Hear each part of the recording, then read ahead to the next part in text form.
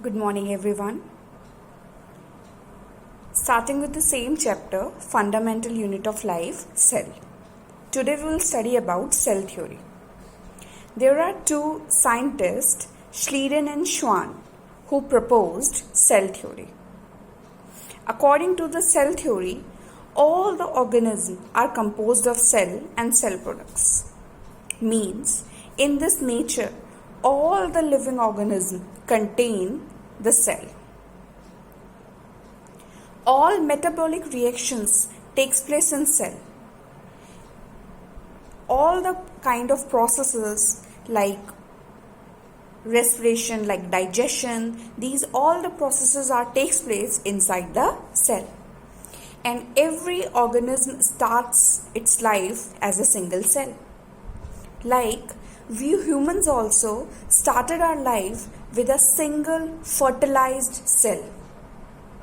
And there are only two kinds of organisms in this nature, cellular and non-cellular. And in the non-cellular category, only one organism came, and that is virus. Only viruses do not have cell, otherwise all the organisms contain cell.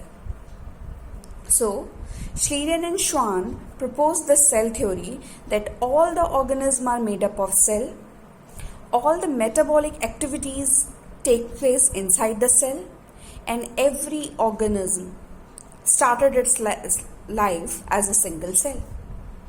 Now there is one more scientist named Rudolf Virchow, who in 1855 add one more point in the cell theory. He amended the cell theory and he said that no cell can originate spontaneously. कोई भी cell अपने आप produce नहीं हो सकती. All cell arise from pre-existing cell. जितनी भी नई सेल्स हैं वो पुरानी सेल्स को ब्रेक कर कर ही बनी है, उसके डिवाइडेशन से ही प्रोड्यूस हुई है. All the new cells arise from pre-existing cells. Now, moving towards the next topic, which is cell number. So, the question here arises, do all multicellular organisms have same number of cells? Means, a rat, which is a very small organism, a human, and an elephant. All these organisms contain same number of cells? The answer is no. Usually, the number of cells is proportional to the body size. Means, if an organism is big enough, it contains more number of cells in comparison to an organism which contains less number of cells. So we can say that a large organism will almost contain more number of cells in comparison to a smaller organism. Now, coming toward the shape of the cell. So, shape of the cell within multicellular organism also varies. Means there is no fixed shape of the cell. Like our ostrich cell is like this. A nerve cell is branched and like a spiral shaped, and an amoeba do not have a fixed shape. It has pseudopodias which goes on, changes its shape. So a question comes in our mind, but why do cells come in so many different shapes? That why these shapes have different kinds of shapes? So the answer is, the shape of cells is determined by the function it performs.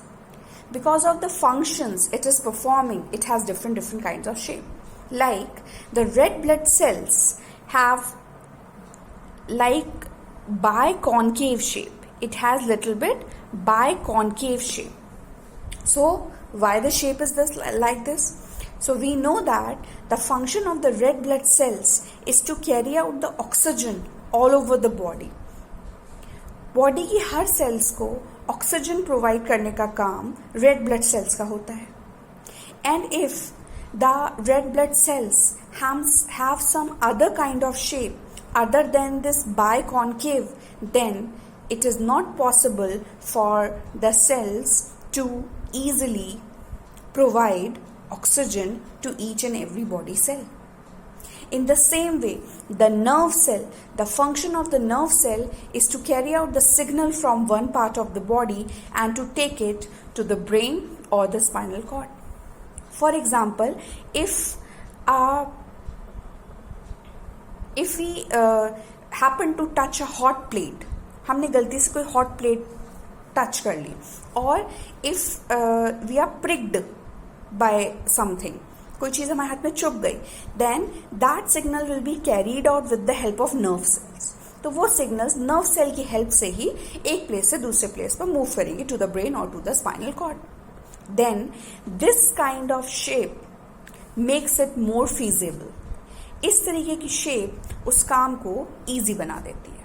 So we can say that the cells have different shapes because of their function they perform.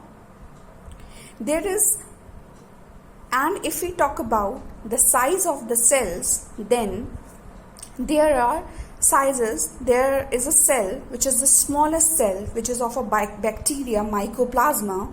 Its size is 0.2 to 5 micrometer in diameter, which is 500 times smaller than the diameter of a hair. The smallest cell diameter is 0.2 to 5 micrometer, and this is smaller than the diameter of a single hair. So can you imagine how small cell is this? And the largest cell is of ostrich egg, which is 8 centimeter in diameter. So we can say that because of the functions the cells perform, they have different kinds of shape and they have different size of cell. And a larger organism does not mean that it contains bigger cells. It means that it must have more number of cells in comparison to the smaller organism. Thank you.